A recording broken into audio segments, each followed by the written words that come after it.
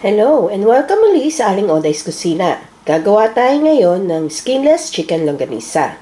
And here are the following ingredients. Minced chicken,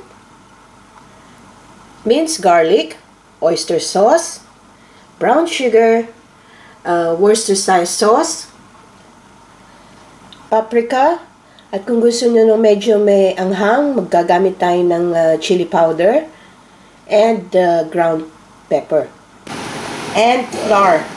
So, ang lahat ng ingredients nito at exact measurements, makikita nyo ang link sa description box. So, dito sa ating mixing bowl, pagsama-samahin lang lahat ng ingredients. So, ang ating minced chicken, Worcestershire sauce, brown sugar, garlic, paprika, pepper, ground pepper, at yung chili powder. And of course, yung oyster sauce. Then, haluin lang natin ito maigi. We'll mix this completely hanggang maging well incorporated. So, ayan. Well mixed na. So, kung gusto nyo subukan yung ating taste muna, kung okay na yung timpla, kumuha lang kayo ng maybe a teaspoon, then i-fry nyo. So, kung kailangan nyo pa magdagdag ng asin. So, this one is ready. Natikman ko na ito. Ililive natin to sa fridge for an hour bago tayo mag-wrap. So, after an hour sa fridge, maglagay lang tayo ng konting flour para lang mag-bind siya. Dapat kanina pa natin ito nailagay. Sorry, nakalimutan ko. Then, i-mix lang natin.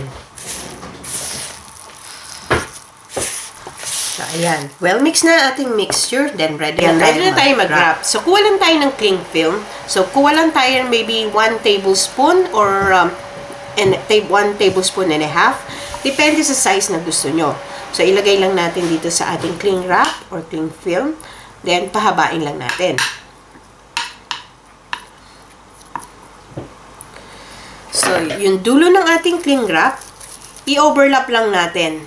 So, kailangan meron kang space na ganon. And then, hilahin natin habang niro-roll. Hilahin natin pabalik. So, ayan.